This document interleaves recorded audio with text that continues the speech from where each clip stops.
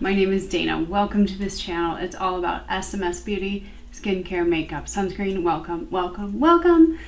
I'm very, very excited to be filming this video because this sunscreen right here, I don't say this often, but I really think that this is one of the best. And I was not expecting it at all. So I just want to jump in because I wanted to put it on my face and I want to talk about it and I want to do all the things. So this is the St. Jane Beauty Luxury Sun Ritual Pore Smoothing SPF 30 Broad Spectrum SPF 30 sunscreen. This retails for $38. I got it on Sephora. I'm sure you can find it in other places. It's like a luxe clean beauty brand. And like I said, it retails for $38. It's 50 milliliters or 1.7 fluid ounces. And it's got 10% non-nano zinc oxide. Boom. Okay, I want to go through kind of what the description is on Sephora before I get going because I like to see what they say there and then I like to compare what they say and if it's true. So, a luxurious clean mineral SPF 30 with sheer invisible texture that beautifully blurs the look of pores, a primer, moisturizer, and SPF in one. So for normal, dry, combo, oily, I don't know why they even have that because I've never seen them be like, no, this is actually just for oily skin. So I don't take that into consideration. Skincare concerns, pores, redness, and oiliness. So from those three, I would say that like it's meant more for oily skin, but then, you know, they don't want to discount anyone because they want more people to buy it. But okay, what else? Lightweight cream and 10% zinc oxide. Then the other ingredients are desert rose, which defends against dryness for intensely hydrated, radiant skin, and jasmine, which I'm pretty sure they're actually just talking about. As far as ingredients go, it's pretty functional. It's like you've got butylene glycol, caprylic capric triglyceride, dimethicone, cetyl alcohol, cetyl olivate. I'm not going to go through it all, but I think what they are talking about, yes, jasmine extract, hibiscus extract, desert rose extract.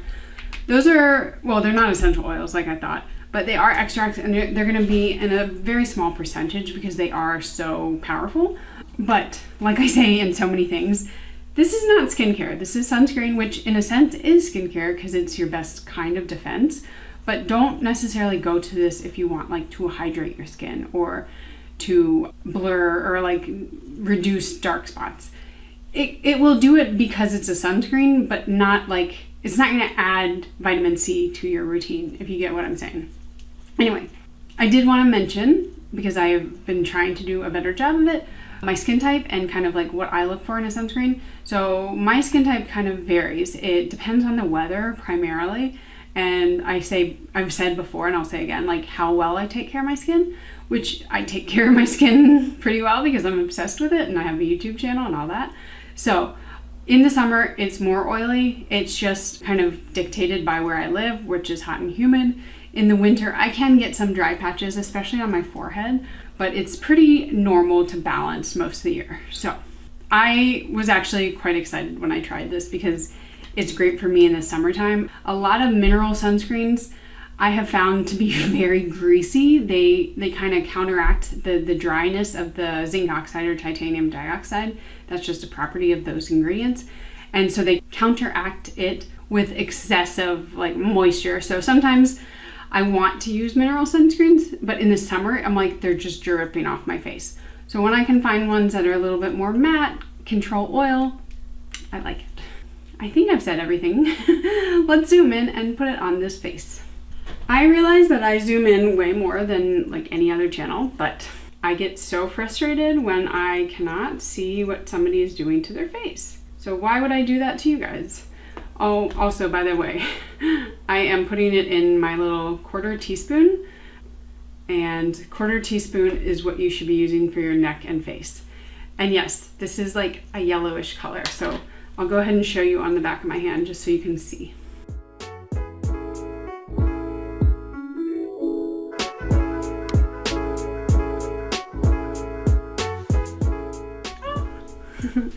Okay, let's put it on my face. And if you've not watched any of my other videos, especially with a mineral sunscreen, regardless of tint or not, I always, and even like chemical sunscreens, I always tell people to do it in thin, small layers. Just helps blend it. But, you know, do you, boo.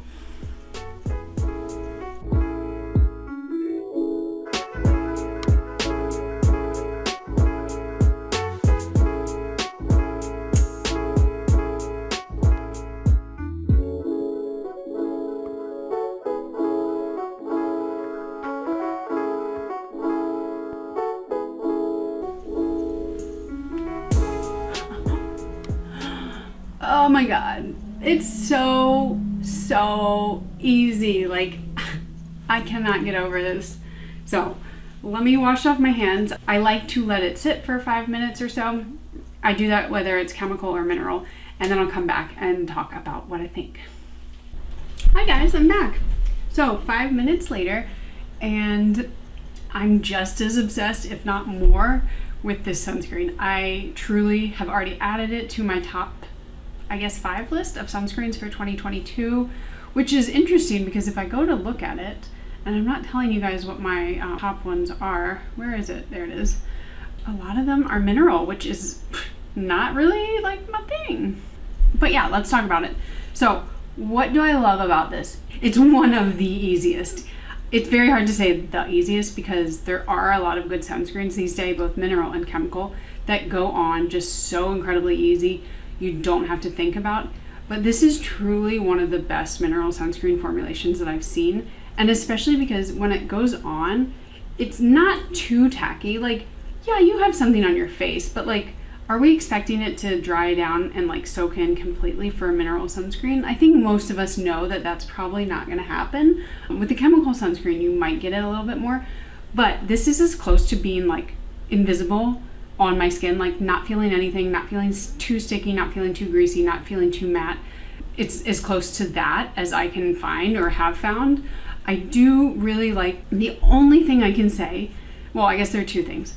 $38, you know, it's mid-range to pricey, but it's not Tatcha, which is what, like 65, 60? So you're getting like a pretty big discount from the Tatcha one, which is one that I love. And it's only SPF 30. So the Tatcha one is SPF 50, and some of the other ones that I do love are a little bit higher. But SPF 30 is a substantial and good amount. Like, you shouldn't go any lower than SPF 30 in my mind, but it's not gonna be like you're gonna have skin cancer and discoloration if you use it. You may have to apply a little bit more, but with this one, it's gonna be so easy. Now, if you notice the color, yes. Does it remind you of something? Also, yes. So what it reminds me of is the Live Tinted one, which is, or was one of my top ones from last year and is still one of my very favorites. I actually repurchased it. Like, I don't need to repurchase anything. I have enough sunscreens. But they did the same thing. So I love that they are, or that sunscreen brands or cosmetic brands are finally kind of realizing that you can make a really elegant mineral sunscreen and just add a tint to it. It doesn't even have to be the skin, like a skin tone. Like, this is not a normal skin tone. I mean, I shouldn't say normal, but this is not like a common skin tone because it's definitely more yellow orange. But the beauty behind it and what they've kind of started to realize with the Say, the Live Tinted, the Tatcha, and then this one is that anything but just white mineral sunscreen works for so many more skin tones.